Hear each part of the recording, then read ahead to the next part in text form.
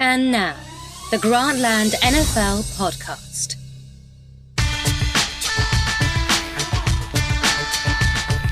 Welcome to the Grantland NFL podcast. Today's Friday, December 12th. My name is Robert Mays, writer at Grantland.com.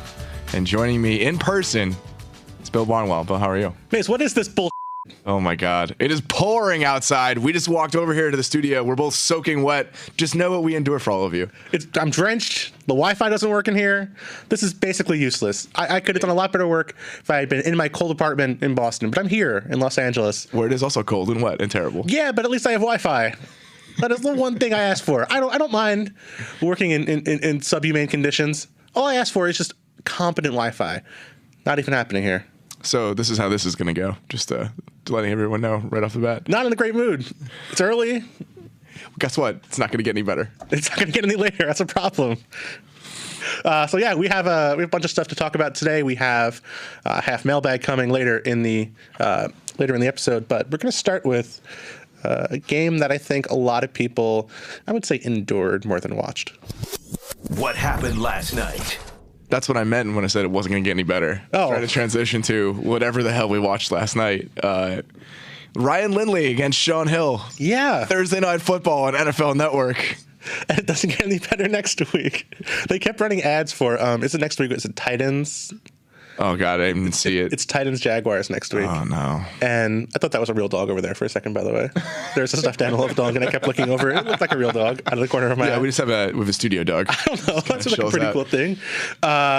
And yeah, Titans-Jaguars might be an upgrade on what we saw last night, because Cardinals-Rams was not the best football game I've ever seen. I've actually only saw the second half, but I'm guessing... Didn't miss much in the first half. Yeah, I'm guessing the second half was a lot like the first half as well. We did see Ryan Lindley come in for the injured Drew Stanton. There's no word yet, I believe, on his condition. He suffered what appeared to be a knee injury when Aaron Donald sacked him. Do you think the Cardinals were right to bring in Ryan Lindley as opposed to Logan Thomas? Is there a right answer to that question? So the best part of that entire exchange was that Logan Thomas was warming up on the sideline. Oh, no. So there probably wasn't a clear line of communication during the week of if he gets hurt, this is who's coming in. It was an in-the-moment choice. Yeah. And that's what Arians said afterward. He said that he didn't think Logan Thomas was ready to come into a game in that moment and that Ryan Lindley had played before. So that's why he put him in. One of two things happened here. Number one, there's not a clear path of succession, and so there might have been a coup, and Ryan Lindley might have just run on the field first. Or it might have been like the Peyton Manning-Brock Osweiler thing, where Osweiler was like, yeah, I'm going to come in. Then Peyton Manning's like, nah, you're good.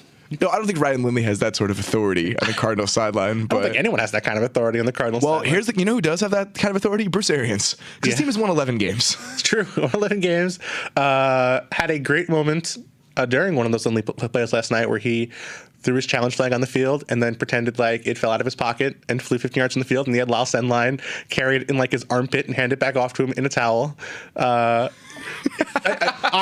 feel like moments in clandestine challenge hiding would be amazing. Yes. I would love to go back. I feel like this is a mailbag question, but it should be once a game as a coach, you should have to throw your challenge flag onto the field, see if the refs see it, and then have a player from your team carry it back off the field to you. And if you get away with it, it's like a double dare challenge. Exactly. And if you get away with it, you get an extra timeout. I feel like there has to be some kind of bonus for this. Why not give it a shot? Oh man, that was the most entertaining part of the game, I would say, by a significant margin. That's what I'm saying here. We're avoiding talking about the game because it was terrible. I don't. Is there anything to say about this game? I mean, these two defenses I think are pretty good. These two quarterbacks are pretty bad. I think that Drew Stanton is, he showed moments of competence last night, but the Rams have been very good defensively for the last few weeks. Sure. I mean, they're coming off a couple shutouts. There's every reason to think they're going to be good. I don't know how much of this was the defense being great, how much it was just the offense is having nothing to offer. Yeah, it's hard to only thing that differentiate comes to between mind those for me two. is something I might want to say. You could talk about that final sequence for the Rams where they kicked the field goal on 4th and inches from the 1 yard line, and then, of course, ended up facing a 4th and 3 from like 60 yards away on the next drive. You talk about this a lot. It's sort of the way coaches think about things and how they optimize for not losing as opposed to winning. And it's true. If you kick a field goal in that spot, like 5 minutes left, you're going to be punting. You're going to get the ball back, presumably. You're not going to lose that moment. You do have a shot at still winning if you get the ball back and drive and score. But what at least I try to say a lot is the idea that you're balancing your different choices of winning. You're balancing the different ways you might win a football game. And you have to weigh the difference of, okay, how easy is it going to be for us to score a touchdown that we're going to need either way from this 1 inch line, as opposed to the wide array of different possibilities that are going to come on the next drive. And you're going to find it very difficult unless you score on a defensive touchdown, unless you score on a drive where they just can't stop you, which doesn't seem like it would be the case, it's going to be very difficult for you to end up with an easier opportunity to score the touchdown you need on that in that fourth quarter than you will from 4th and inches from inside the 1 yard line. And I mean, one instance isn't enough to prove that, but we saw what happened. The Rams kicked there and were never really close to winning the football game after that. Though I totally agree, and it was miserable in the moment. And I think everyone knew that, and I have a couple things to say about it. The one, there was a moment when they decided to do it, and Brad Schottenheimer was standing behind Jeff Fisher with his blue highlighter, and just seeing them both together in that shot, I was just like, "Yep, this is it. This is what we do with this team."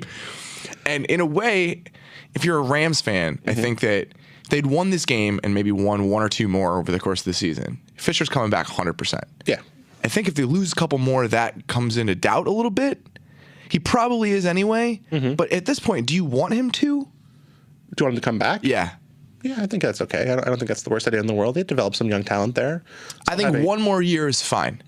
But I think that at that point, you're going to maybe reach your ceiling. The one thing that worries me is that they're talking about bringing Sam Bradford back. That's terrifying. I don't understand it. That's terrifying. That's so awful. And I would hope for their sake that it would involve a pay cut. But I mean, it has to. I don't know. It has to. They didn't give a pay cut this year. Sam Bradford might be an okay quarterback. Still, I hold out hope that he might be okay. He might be okay. That's what I'm saying. I don't. Why wouldn't you choose a different route if the one you know is might be okay? Yeah. No, I agree. Then again, look at the Cardinals, and they're playing Ryan Lindley at quarterback and still winning football games. The one thing I would say about the Cardinals yesterday, a spot where they played a little better than I thought they would, their offensive line held up. Yeah. And it allowed them, they didn't have many big plays, but they had enough. They had enough to kick 4 field goals.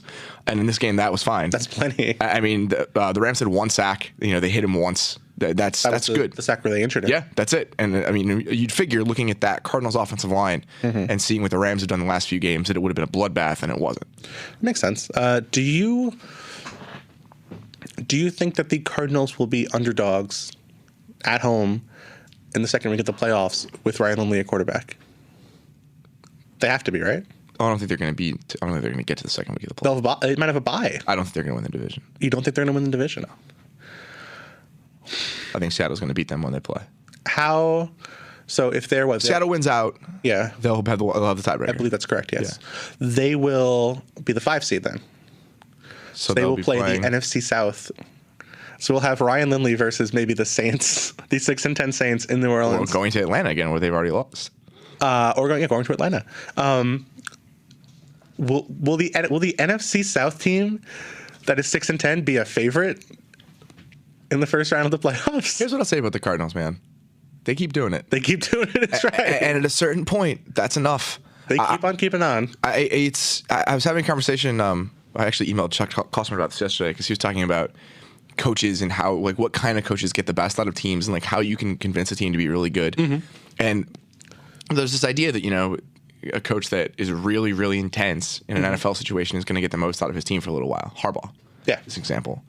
But Bruce Arians is not that. He seems like a really good dude that everyone likes. How much of that is the Kangol, though? It's a huge part of it. But, I mean, I don't... How do you explain this? At a certain point, it takes a lot to get 53 dudes really moving in the exact same direction, and that's what they've done. And if they were losing these close games, maybe we wouldn't be saying that.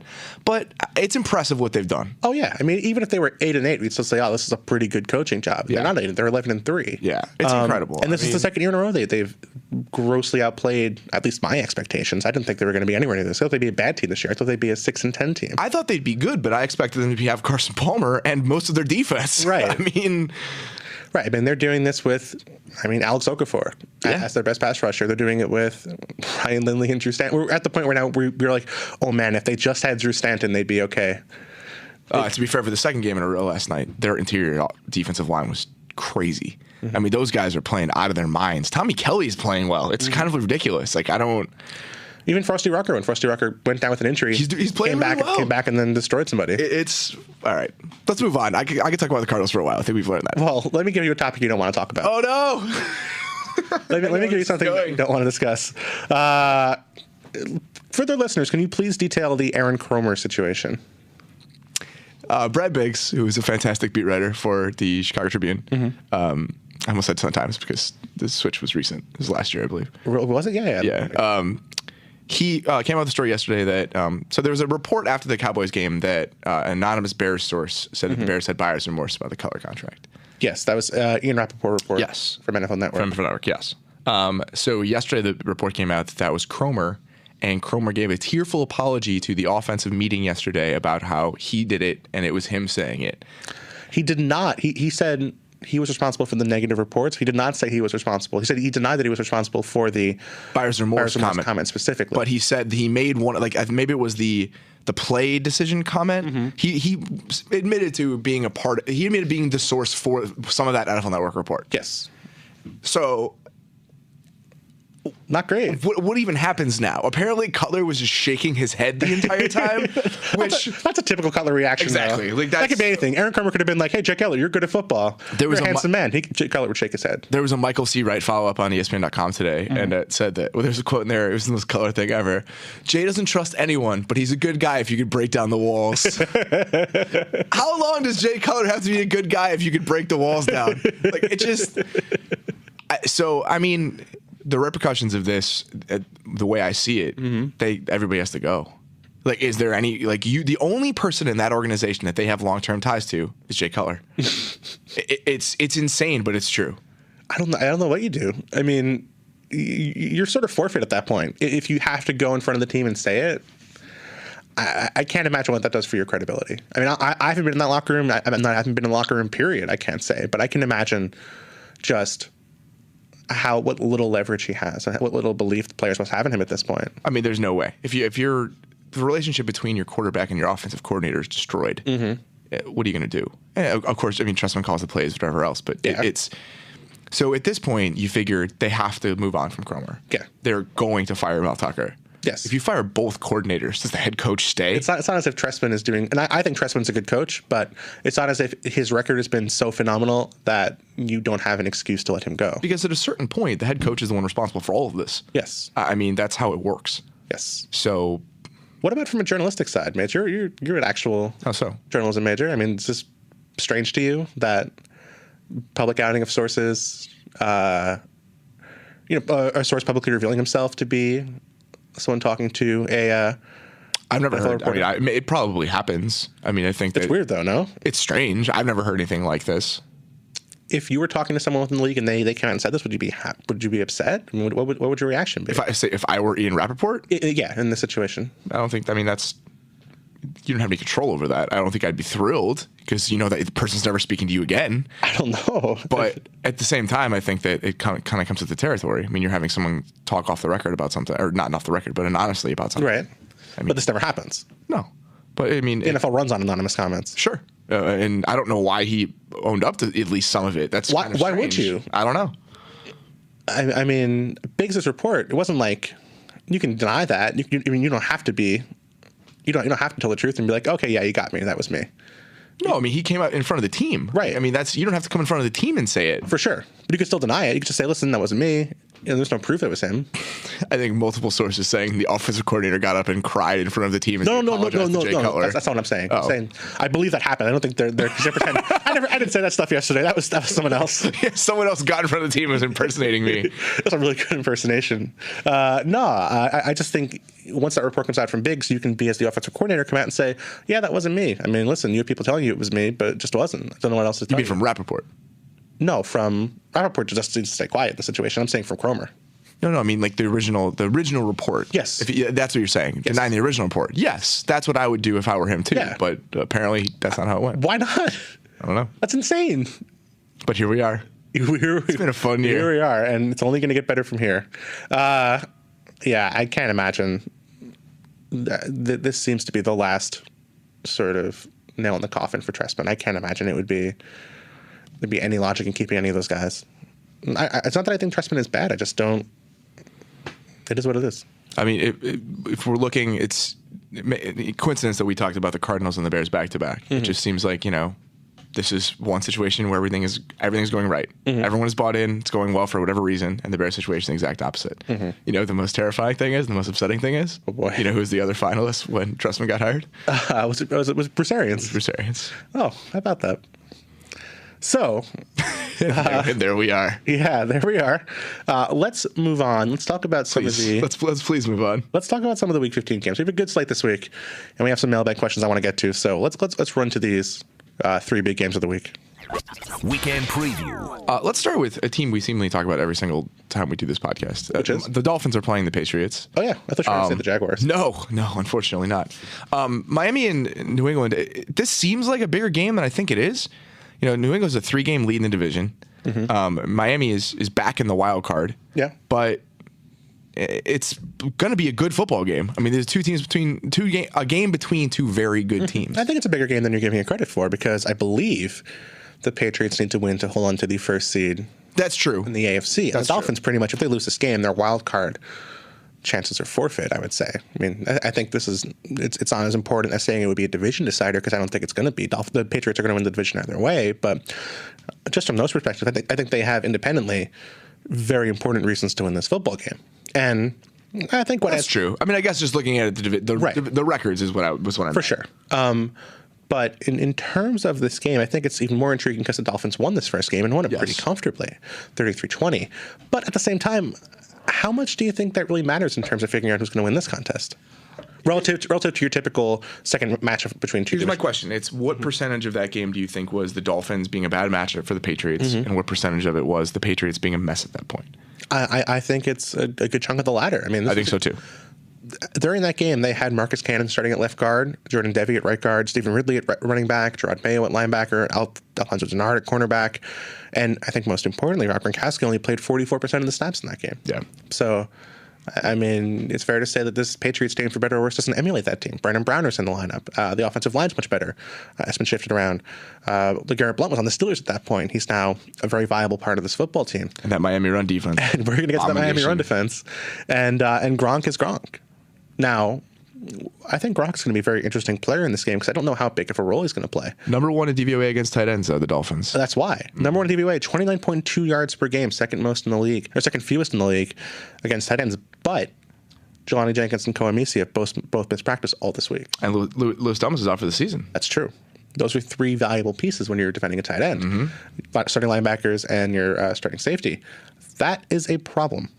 And I don't know if Gronk necessarily has a dominant game because of that, but you would think that the Dolphins would have at least a reasonable reason to think they can stop the most important part of the Patriots passing attack heading into this week. That's not clear anymore. The reason I would say that Gronk isn't necessarily applicable to the rest of that is that you can use him in so many different ways. I mean, like if he splits out and is going one-on-one against Cortland Finnegan, he's not a tight end. It's true. I mean, so I think that he's still going to get his. Do you think if Gronk scores a touchdown, instead of doing the Gronk spike, someone will bring a cat out of the stands? Anytime a cat is involved, I'm a huge fan.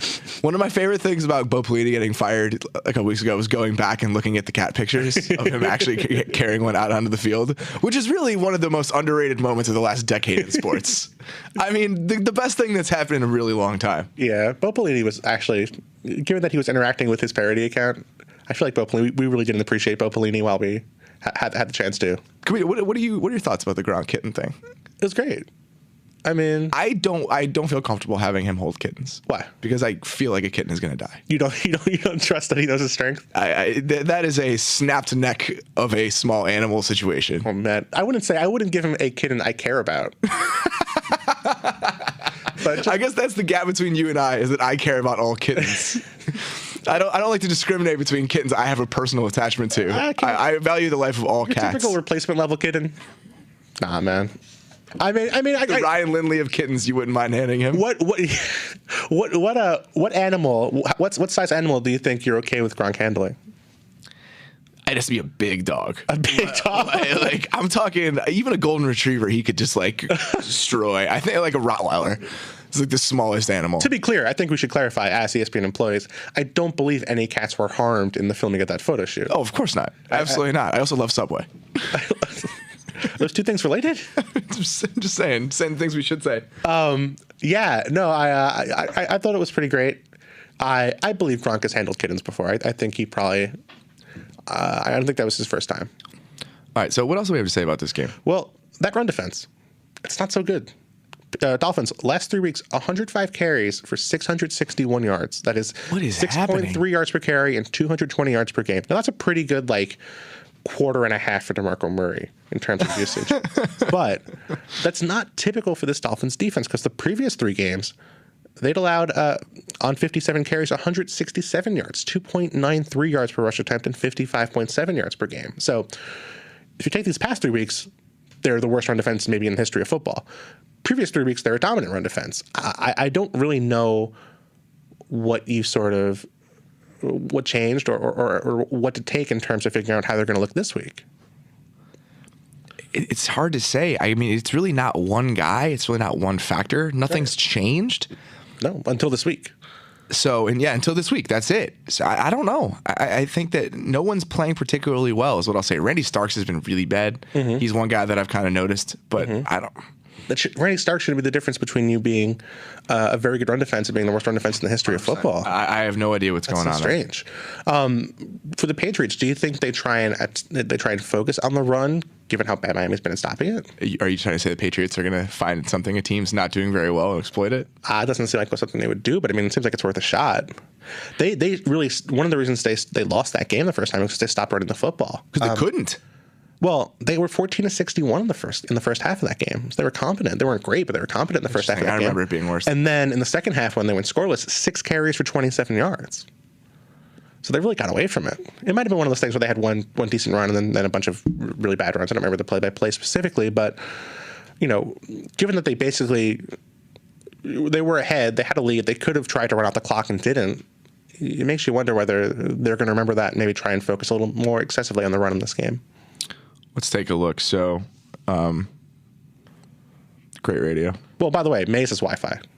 I do have Wi-Fi. I can look some Maze stuff up here. A actual Grantland employee, as an actual member of the ESPN. So Julian Edelman had a 17-yard run. There you go. So that helps. That's a big part of that there. That solves that question. Ridley was 8 for 21, which is that's how I remember it. Mm-hmm. He was awful running the ball. Yeah, that seems pretty accurate. So he had one 11-yard carry. So he had 7 carries and went for 10 yards. That sounds right. Yeah. I think we're both right here. So I think it would make sense for the Patriots to attack the Dolphins that way and at least prove that they're going to be able to stop the run. Given that they've been terrible, given that they're missing 3 starters probably, it just seems like the logical way to do things. I agree. Now, at the same time, if you're the Dolphins, isn't that the way you also try and attack the Patriots? Yes. Don't you want to try and keep Brady off the field? You want to try and run a lot of clock. Absolutely. You want to try and build towards something that's at least been good for you in recent weeks as your running game. This seems like the game where they might be smart to give Lamar Miller 25 carries, which they have been terrified to do. It is. I still think that this team is way less equipped to take advantage of the Patriots in the running game than they would have been 5 weeks ago. Because the offensive Brandon Albert? Yeah. Just the offensive line in general. I mean, they've had lots of shuffling. It's not just Brandon Albert. Mm-hmm. Don't you have to try, though? Certainly. I mean, that's what New England does worst. I mean, even though their rush defense DVOA is 13th. But how much of that is just the fact that they have a good secondary? Well, DVOA is you would be the opposite of that. No, but I'm saying that does influence the way you scheme and the way you approach. They can commit more to the run. Oh, sure. That's fair. Yes, I think that's a good point. But we shouldn't penalize them for that. No, I'm just saying, like, in terms of their actual raw ability to stop the run as a team. Your ability to stop the run is how well you stop the run. It's tautology. I understand. I mean, I think that the Dolphins at least have to try. I think that's the best possible route for them to win this football game. I agree. Win the football. And I think that I guess my point is there are not a lot of good routes of beating the Patriots at this point. Well, yeah, they're really good. I agree. But New England, the San Diego's defense put together a hell of a fight last week. I was impressed, but the Patriots defense is really good. I mean, they have so much talent and they're so creative in how they attack you on any given week. Mm-hmm. When we talk about them scheming for teams, it's not just offensively. I mean, you look at what they did to San Diego. That double A gap blitz stuff, they hadn't done that any other week. Yeah. That wasn't a staple of what they do. Yeah. But they destroyed a rookie center because they knew they could. I think you make it sound really mean.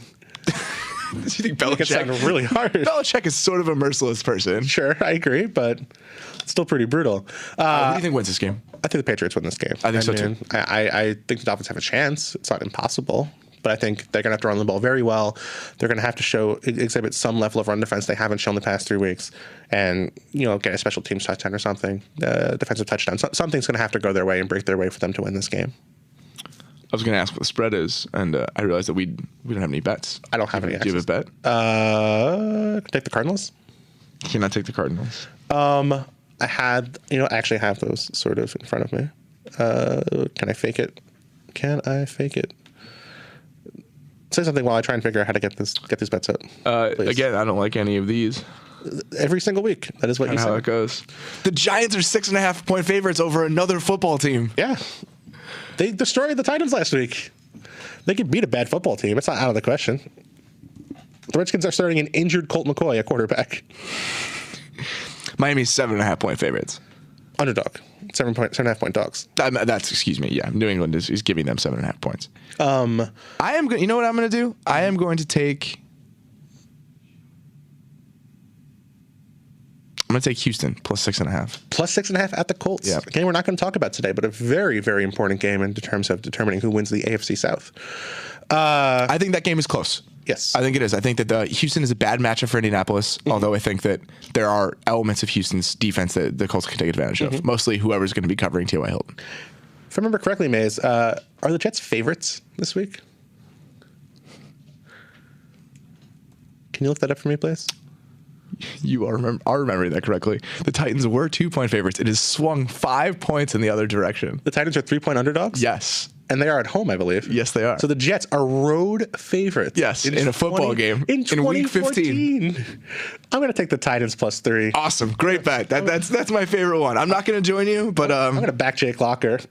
What a terrible football game that is. Oh God, it's a national game, isn't it? Is it? No. Oh, I thought. No, excuse me. It's next week. The Jags Titans game. Yeah, that's right. Okay. All right. Let's move on because we got to get going here. Okay. Dallas, Philadelphia. Yeah. Speaking of division games. Yep. Any reason to think this is going to go differently than it went the first time around? If the Cowboys do something to throw off Mark Sanchez, I don't know that they're the defense that has the ability to do that. They have the worst adjusted sack rate in all football. It eventually came true. We talked about how bad their pass rush was going to be. Rod Marinelli did a great job manufacturing something for a while. It just isn't working anymore. They have the worst adjusted sack rate in all of football. And I think the best way to attack Sanchez is get pressure on him. Get pressure on him, force him off his spot. As we saw last week. Yes. Make him doubt his reads. Don't let him get comfortable in making his progressions and force him to make erratic throws off his back foot. And that is probably not going to happen this week. So that's a serious problem. The Cowboys could win a shootout. It's not impossible to imagine. But I think you need a monster game from Des Bryant. And he didn't have that last time. He had 4 catches for 73 yards. And one of them, I believe, was one of the bigger ones was in garbage time. So it wasn't like he had a really impactful moment. And the Eagles are not good against number 1 receivers. They allow 80.2 yards per game to number 1 receivers, 7th most in football, 22nd in DVOA. So it's not even really a pace thing. It's just that they're not good at it. I think you need like a 150-yard game from Des. I think you need just a uncoverable performance. And then if they get an early lead, if Sanchez, throws an interception early and the Cowboys return it for a touchdown, if they get some kind of lucky break, we know they can run the football. And I think the Eagles have a very good run defense with Fletcher Cox, but I don't think that they're necessarily impermeable. I think the Cowboys can run the ball on anybody if it's their day. I agree, but I think that if you're stacking up the teams that are going to be easiest to run against, the Eagles are near the bottom right now. Sure. They're playing so well against the run. Fletcher Cox is a part of that, but it's all those guys. I mean, those guys are Benny Logan and Cedric Thornton. You like in the realm of dudes I wouldn't want to play against for 3 hours. They rank high on the list. It's just that they have a lot of those guys in that front seven, and we've seen it. Yeah. I mean, they gave Seattle a hard time in the run game last week. So I think that's something to watch. Henry Melton has to have a big game for Dallas. He's the type of guy. You saw what a 3 technique can do to that Philadelphia offensive line, and he's somebody that he only plays about half the snaps right now. But if he can get he has a few big plays in passing situations, that would be big for Dallas. That makes sense to me. I don't know if that's likely. I mean, who knows? But we're trying to figure out a path for the Cowboys to win this football game. Do you think Tony Romo is the same guy? I don't. Come back? Really? I don't. I wrote about that a couple weeks ago, just that their success early in the season was so dependent on third downs. And a lot of that third down success was him doing Tony Romo stuff. And Tony Romo stuff has been harder to find in the last couple weeks. I agree. I think that makes sense. They haven't really had many plays downfield over the past few weeks. I feel like that's something we might be able to exploit the Eagles. Cardinals did it to win that game. Their safeties. Green Bay certainly did. Yeah, Green Bay certainly did. Their safety is better than they have been in the past, but still a question mark. Still a team that's a little more aggressive than you might suspect. I might not never suspect, but very aggressive in certain situations. I feel like everything has to go right for the Cowboys to win this game. I agree. And I just don't see them holding the Eagles to a few enough points to win. I mean, that's just kind of how I see the game going. Even if it's, 28-21, I think Dallas is going to struggle to move the ball enough that, it's easier to imagine the Cowboys struggling than it is to imagine the Eagles struggling. I agree. And that's with Mark Sanchez, which seems impossible, but it's true. Per our friends at 538, Eagles have a 96.4% chance of making the playoffs with a win here, which is almost all of them winning the NFC East. Basically, they win the East with this game. It would take a pretty big miracle for them to lose it for this. They still have 48.1% chance if they lose. Dallas has an 83.9% chance to win if they win or make the playoffs if they win this game. Only a 35.8% chance if they lose. It feels like. It feels like this is kind of going to be the game where the loser is going to win 11 games and miss the playoffs, or win 11 games and then not make the playoffs. So if Dallas loses this game and then they win their next two, I believe that would be the case. So they would have 11 then, and then what would have to happen for them to not make it then? The Cardinals would make it. The Cardinals already have 11. Yeah, and they have a tiebreaker over the Cowboys. That's right. Or Seattle. If the Seattle wins the division, the Cardinals would have 11, and the Cardinals would win the tiebreaker with the Cowboys. And then it would have to be Detroit. I think so, yes. So if Detroit won 11, they would I think be that in is Dallas. I think that I believe that to be the case. I don't have the playoff permutations in front of me, but I believe. Could you imagine if the Cowboys won 11 games and didn't make the playoffs? What would you do? You can't fire Jason Garrett if you win 11 games. No, I don't think you should. They played well. I don't think they should either. Jason Garrett doesn't pick the defensive players. I don't know who picks the defensive players. I think it's Jerry Jones. Yeah, I guess that's true. I don't know what you do. DeMarco Murray. Clear, it's not Jerry. I know Jerry Jones doesn't make all the draft picks for the Cowboys, but his voice is heavily involved. He makes a fair amount of them. I mean, if you're the Cowboys, I think you just have to kind of try and play your game. I don't think you can really make many adjustments. You just have to hope that DeMarco Murray just destroys it, that the offensive line is a big day, that you get a big game from Dez, and your stars play up. I think the Eagles are a better team, but I think the Cowboys have, maybe on their day, they can be the best football team of these two. And just have to hope it's your day. And do you think it's going to be? I think there's more of a chance than I'm giving it credence for in my mind at first. I think that it's going to be closer than the first game was. I agree. I think it's going to be closer than the first game, but I do think the Eagles are better and are going to win. Yeah, I think I'd probably take the Eagles if I had to pick one side, but I think it'll be close. I could be wrong. I always am, but... All right, let's move on. More division games. Yeah, Broncos and Chargers. The Chargers would have a hard time with the Broncos to begin with, I think it's fair to say. But it's even more problematic if they're without Ryan Matthews, who had an ankle injury and only had 2 second-half carries after he got tripped last week. Corey Liuget, who is in a walking boot, hasn't practiced, has an ankle injury himself. And without Mike Cyphers, who has... broken clavicle. Broken everything, it felt like. After Donald Brown blew a block in punt coverage last week, and Matt McBriar is now the punter of... The amount of pleasure you took in that was... disgusting. What do you mean? Not in Mike Cyphers getting hurt, but in Donald Brown missing that block. You loved that it was Donald Brown. Don't deny it. I think America loved it that it was Donald Brown. Why is Donald Brown protecting you in punts? He's terrible at blocking. He's never good. And it's not just that one play. It's not just that one play. People will say, it's just that one goddamn Donald play from 2008 or whenever. No, he blew a block last year on the Colts in the Colts game where they lost to the Dolphins in week 2. Where they lost in that final drive. Donald Brown blew a block on that final drive that cost them the game. He is not a good blocker.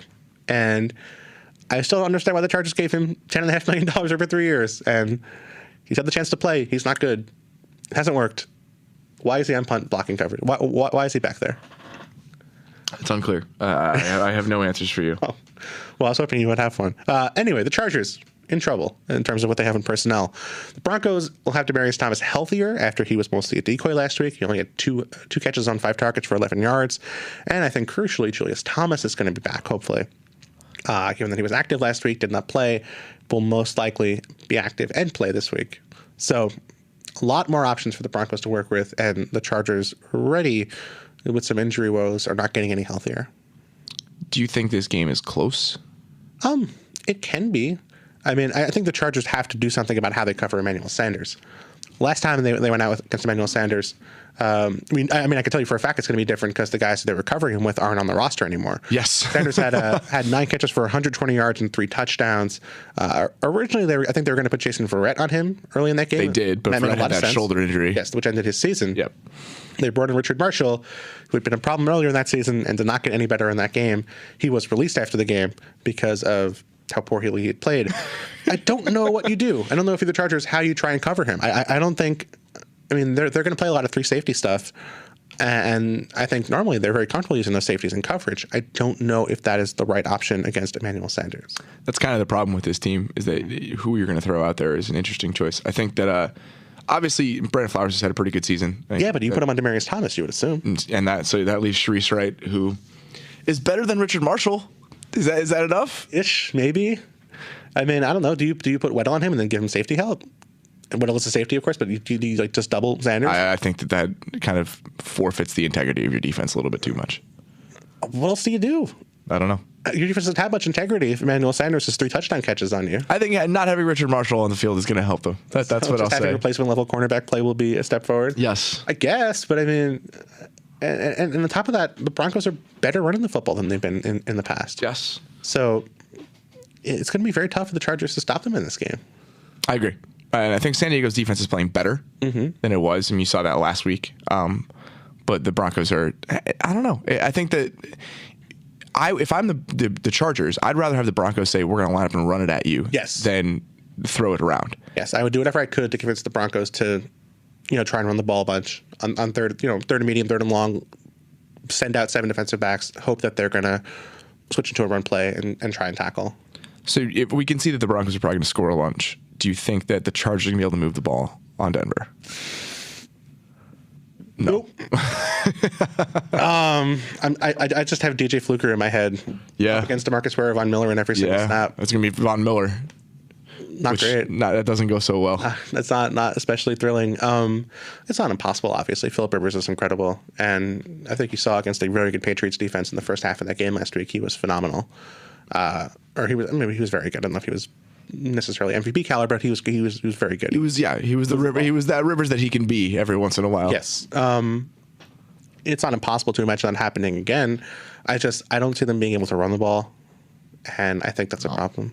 I mean, they can't run the ball on most teams, let alone Denver. Yeah. And especially if Ryan Matthews doesn't play. Yeah, so you're down to Donald Brown and Brendan Oliver running the football. It's just not a good recipe. Is Keenan Allen still alive? Have we checked into that? I don't know. I'm not sure about his whereabouts. Still missing. It's unclear. It's not a great matchup for the Chargers. I agree. Maybe it was a year ago because they got a better pass rush. The Broncos' offensive line was not playing very well. And the Chargers' offensive line was playing better. Yes. And they put together a great game in coverage, got pressure at all the right times, and stopped the running game. I don't have as much faith they can do that this time around. They just don't have the pieces to be the team they want to be right now. I mean, if Phillip Rivers, the way they've constructed this offense and the entire basis of who they're going to be, you need your quarterback to be incredible. Yeah. And he can't be that when he's getting dumped on his ass every 2 plays. It's true. And that's kind of where we are. I mean, he just has very little time and very little space in which to operate. Yeah, I mean, they just basically have to hope that they have a fantastic game on third down, which is not impossible to imagine.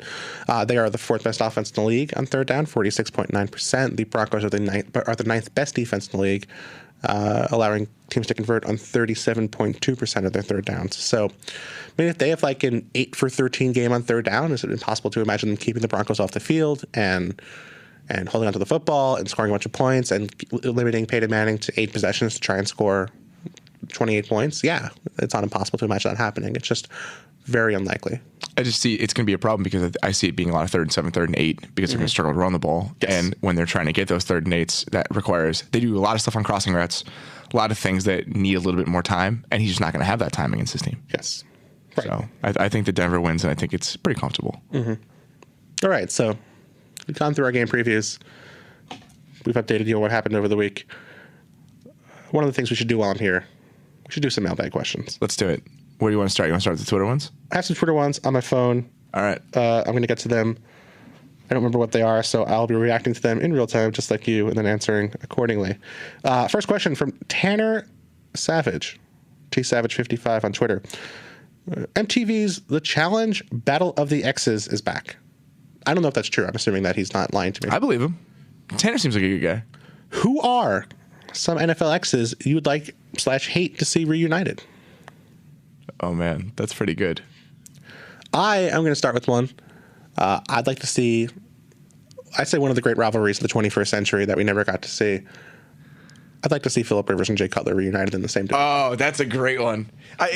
Jay Cutler is involved in a lot of these, it seems. The one that Tanner suggested was Josh McDaniels and Jay Cutler. That's correct. Oh, man. That's a really good one. Because that was so fun for like those 3 years. Just remember that 1 week 17 game where Rivers was just taunting Cutler the entire game. I feel like we missed out. That would have been a 30 for 30 that we never got to see. That's a good point. I would make the trade if I were the Bears. I would do it all over again, but that's one of the elements I didn't really take into account when considering what we gained and lost. What about Jim Harbaugh and Jim Schwartz in Buffalo? That's another good one. I was thinking just Jim Harbaugh and Pete Carroll. just throw them together and see what happens. I would just watch that. Not in a football scenario? Man. Just in any scenario. I would watch that in any way you wanted to film it. Just whatever they're doing. Just like having breakfast. Just like them living in the same house is fascinating to me. Yeah, I can imagine that. What else? What else is there? I mean, Rex Ryan and Belichick. Rex Ryan and Belichick, which is not... These aren't really exes, though. I guess that's the thing. What relationships have gone just south in a hurry? Harbaugh and the entire Bay Area. Oh, Shanahan and RG3. Yes. That's a good one. That's a really good one. In a football context or in like Subway commercials? No, like in doing Battle of the X's. Yeah. Oh, you want actually on the road? Oh, yeah. I thought that's what the question was. I don't know. I was talking about just real football stuff. Oh, no. I'm talking about them like completing challenges together. Okay, that's cool. I'm into that. I'm into Jim Harbaugh and Pete Carroll completing challenges. That's what I mean. That's what I was getting at. That would be incredible. I agree with that 100%. That's absolutely a great point. I might have to go with Harbaugh and Carroll in this situation then. I was thinking like if Jim Harbaugh got hired by the Bills and then kept Jim Schwartz. Those are like frenemies, though. Like that's the thing. I think that was another. Maybe that was one of the. That was one of the themes of the challenge at a certain point. X's though, I think RG3 and Shanahan's really good. I think RG3 and Shanahan are the best one. But there aren't that many like relationships that just went really poorly that I can remember. Yeah, I think you got it. I think RG3 and Shanahan is the best one. All right, let's move on. From Nicholas Sikali, I apologize if I mispronounced your name. Without kickoffs, who would win? A team of 53 BJ Raji's or 53 Devin Hesters? This reminds me of the. Have you seen that the Archer outtakes with you where they asked if he'd rather fight 50 duck-sized horses or one horse-sized duck? He's like, I think that I think it would be the 50 Devin Hesters. Really? Yeah. Why is that? I just think they'd score on every play. You don't think the BJ Raji's would eat them up first? Can Devin Hester throw? I don't know. You know Devin Hester way better than I do. I don't think he can really catch, let alone throw. That's really harsh. I've seen the Falcons play with him. Are there punts? That's a good question. Doesn't specify. No kickoffs. Doesn't specify if there are punts. You would think that BJ Raji would be smart enough just you just go for it every time. No, I think he just cough in corner. I think he just kick you out of bounds. I think he realized to punch it away from Hester. I'm going with Hester. Even though, I mean, you think BJ Raji would get 6 yards on every carry? I think it would take a lot of Devin Hesters to bring down one BJ Raji. Well, the Devin Hester just load up the box. You know, they'd put 11 guys in the box. I think you still have 10 BJ Raji's blocking them though. I don't know. It's hard to say. It's like building your ice hockey team. When you remember ice hockey for the NES? No. You're probably younger than me. It's unfortunate. I am younger than you. My first hockey game on NES was Super Nintendo was NHL '94. Oh, really? You didn't play Blades of Steel? No. You missed out. Ice hockey. So this was a generic NES game that they released. It's called ice hockey. Just called ice hockey, and you picked 4 players, but you could pick for each of the 4 spots. You represented the country, and you picked one of the 4 players. You could pick a fat guy, a medium-sized guy, or a thin guy, and so. Your line of construction was basically picking between these 4 different permutations of, do I want 2 fat guys and 2 thin guys? Do I want 1 fat guy and 3 thin guys? And I think there's a very important level of game theory built into that. And this is kind of the same sort of question.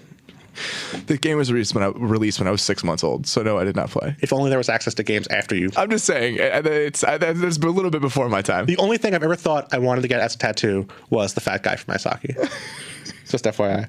I'm with you. I'm going to say Devin Hester's win. It's actually just called ice hockey. It's great. And the guy, his jersey, it just says hockey on it. All right, let's move on. Jared Dubbin. Let's go. Groundland contributor. Yes. Which 2 NFL players would play Barnwell and Mays in a Lifetime movie about the Groundland NFL podcast? This is an easy one for me. Oh, okay. Because I've been told that he and I look similar. Who's that? John Sullivan from the Vikings. He's much better looking than me. Interesting. But he and I, my Joan covered the Vikings for a little while when she lived in Minnesota. Joan Easton, who works for Sports Illustrated, she's a friend of mine. Sorry, Joan. And she has told me that that when she sees him, it's strange that I look like him. All right. So who plays me? I don't know. That's up to you. Am I picking for closest resemblance, or just picking for who I want to? I mean, you can whatever you want, buddy. This is our podcast. I gotta pick Gronk, right? I'm gonna say Gronk, but Gronk goes through a Lindsay Lohan period where he lets himself go for a while, does a little bit of drugs, and then 5 years from now, super coked out Gronk. Yeah, 5 years from now, Gronk is super late to the set every day when he's filming the Ground NFL podcast. So if Gronk was John Belushi in the Chateau Marmont, that's you? Yep. Okay. That is what I am going for. I think that is the optimal. Nice. It works for me. The optimal thing I would pick. I'd also say maybe Rob Ryan. But like Rob Ryan without long hair. Bald Rob Ryan. I think that would be my 2 choices. Thanks for doing that to us, Jared. That's a great question. That is a Groundland contributor level question. Mike Smigelski asks, what would have to happen for Cam to not smile after, just puts a question mark. So what would have to happen for Cam to not smile after losing his Butterfinger, quarterback Hunger Games, nuclear holocaust? What would it take for Cam Newton to stop smiling? He's a smiling man. We talked about this. The stock price for Under Armour would just have to plummet. So his Under Armour shares would have to go down. Should just plummet.